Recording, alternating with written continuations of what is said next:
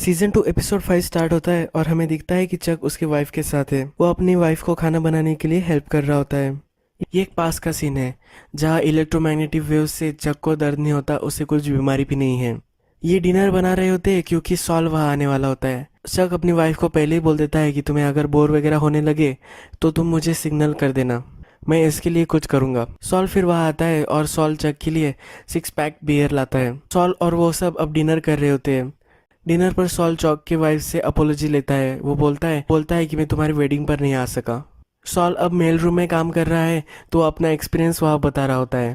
वो बोलता है कि मैं बहुत सारे लोगों से मिला और मुझे एक लड़की वहाँ पसंद आई है। ये किम की वो बात कर रहा होता है। वो फिर ये भी बोलता है कि मैंने बहुत सारे लॉयर्स जोक्स वहाँ सुने हैं। वो चक की वाइफ को बहुत सारे लॉयर्स जोक वो सुनाना स्टार्ट कर देता है। चक की वाइफ को भी अच्छा लगता है और वो पूरे डिनर में बोर नहीं होती। सॉल लॉयर्स पर जोक कर रहा होता है, चक को वो पसंद नहीं आता। चक सब्जेक्ट चेंज करने की कोशिश करता है। फिर चक और उसकी वाइफ दोनों बेड पर होते हैं। बेड में उसकी वाइफ उसे बोलती है कि सॉल उसे पसंद आया। दिन फिर वही खत्म हो जाता है। फिर से हम सीरीज के प्रेजेंट में आ जाते हैं। सॉल अपने ऑफिस में होता है और कुछ टाइप कर रहा होता है। वहाँ फिर उसकी एक कलीग आती है। वो बोलती है कि हमारे बॉस ने तुम्हें कुछ गाइडलाइंस देने के लिए मुझे बोला है। वो उसे सब सिखा रही होती है कि सॉल जो काम करता है उसमें वो करेक्शन कैसे करना है। एक सिस्टमेटिक वे से सॉल को अब काम करना है, तो इसे वो सब बता रही होती है। सॉल उससे बोलता है कि हम एक कल कर सकते हैं, पर उसे छोड़ नहीं रही होती।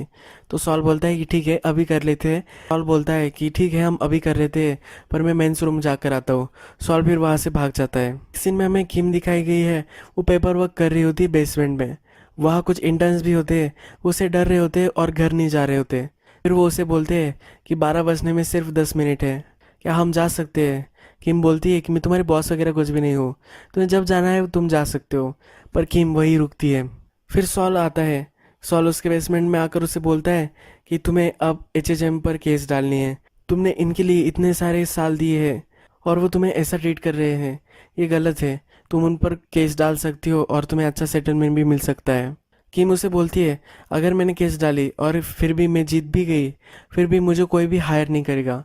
मुझे तुम्हारी हेल्प की ज़रूरत नहीं है। किम एक सेल्फ सफिशिएंट वुमन है और वो उसे बोलती है कि मैं अपने आप को हेल्प करूंगी, तुम मुझे हेल्प नहीं करोगे। वो उसे बोलती है कि तुम अपने आप का देख लो, तुम एक दिन तो निकालो रूल्स तोड़े बिना। सॉल उस पर प्राउड होता है और वहाँ से चला जाता है। नेक्स्ट डे किम उसके जो कॉन्टैक्ट्स होते हैं वो सबको कॉल करती है। वो अब एचएचएम के लिए उसे एक क्लाइंट लाना होता है। वो अगर एक बड़ा सा क्लाइंट ला दे तो उसे लगता है कि उसका फिर से प्रमोशन हो जाएगा, इसलिए वो बहुत ही एफर्ट्स उसमें डाल रही होती है। माइक अपने काम पर होता है, तब उसे अपनी डॉटर इन लॉ को कॉल आता है। उसने अपनी डॉटर इन लॉ को एक अच्छे से मॉडल में रखा हुआ होता है। उसकी डॉटर इन लॉ बोलती है कि तुम्हारी जो ग्रैंड डॉटर है वो बहुत ही मज़े कर रही है, वो अब स्विमिंग पूल में ही है और वो बाहर आने का नाम ही नहीं ले रही। वो उसे थैंक यू बोलती है। माइक उसे बोलता है कि केली को तुम आज बाहर खाने के लिए लेकर जाओ। सॉल भी कोर्ट में आता है, माइक को हाई करके चला जाता है। जब वो कोर्ट रूम में आता है तो उसकी कलीग भी उसके साथ होती है। सॉल पर वो नज़र रख रही होती है, यानी कि वो कुछ गड़बड़ ना करे। सॉल फिर काउंटर पर जाता है और उसे केस के लिए एक डेट लेनी होती है।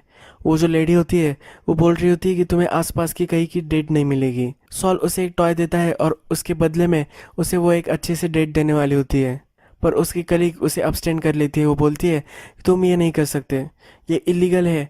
वो बोलती है कि तुम्हें जो डेट मिलेगी वो तुम ले लो। फिर वो काउंटर वाली उन्हें नेक्स्ट मंथ की डेट दे देती है। सॉल फिर वॉशरूम में जाता है। उसे असिस्टेंट डीए वहाँ मिलता है। जब सॉल पहले काम करता था, सोलो प्रैक्टिशनर था, तो उसके आगे पीछे वो घूमता था। सॉल उससे डील्स मांगता था और उसे सॉल की कंडीशन के बारे में सब पता था। अब उस असिस्टेंट डीए को मालूम है कि सॉल को अच्छा जॉब मिल गया है, तो उससे बातचीत करता है। वो बोलता है कि तुम्हें अच्छी सी कार मिली होंगी, तुम्हारा ऑफिस भी बहुत ही अच्छा होगा। सॉल भी सब हाँ बोलता है। सॉल को अपार्टमेंट वगैरह भी मिली है। ये सब सुनकर उसे बहुत ही जलन हो रही होती है। नेक्स्ट सीन में हमें दिखता है कि किम बहुत दिनों तक अपने कॉन्टैक्ट्स को कॉल करती रहती है।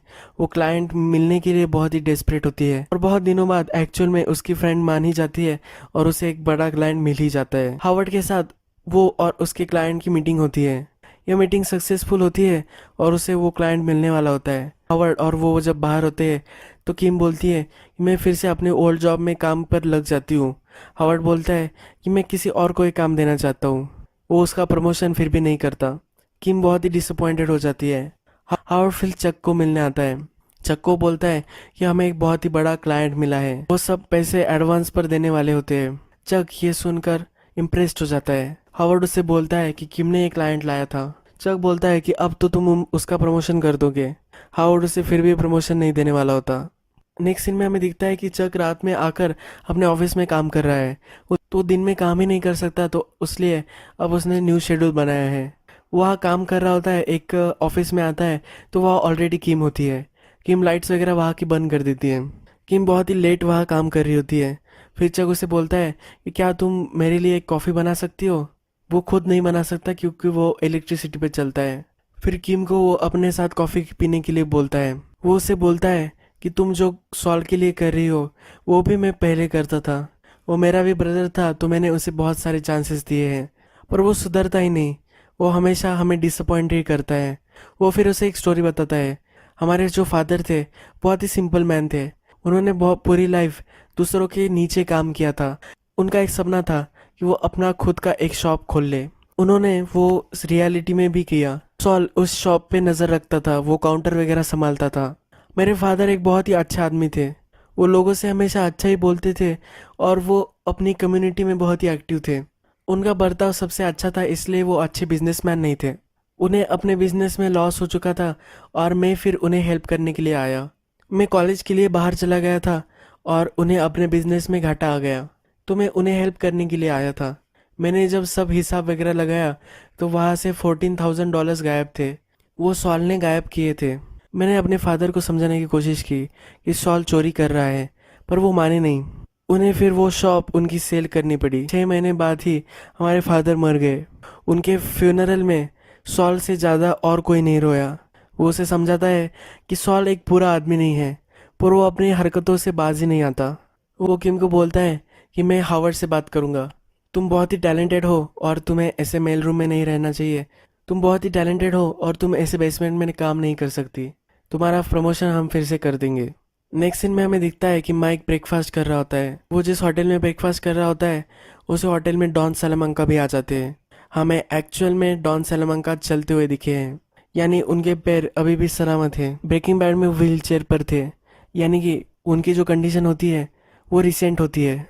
इस सीरीज में हमें पता चलने वाला है कि उनके साथ क्या होता है, क्यों वो पैरालाइज्ड हो जाते हैं। डॉन सालामंका माइक से आकर बोलते हैं कि मेरा जो नेफ्यू है टुको, तो वो ज़रा हॉट ब्लडेड है। वो अपने आप को बॉक्सर समझता है।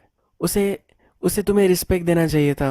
डॉन सालामंका बोलते हैं कि मैं अपोलोजाइज करता हूँ उसकी तरफ से।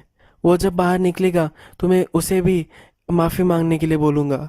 वो डिज़र्व करता है जेल में जाना, पर वो 8 साल के लिए जेल में जाना डिज़र्व नहीं करता। डॉन सालामंका को टुकू को बचाना होता है, इसलिए वो माइक को ऑफर देता है। वो माइक को बोलता है कि तुम्हें अब बताना है पुलिस को कि जो गन टुको के पास थी वो उसकी नहीं थी, वो तुम्हारी गन थी।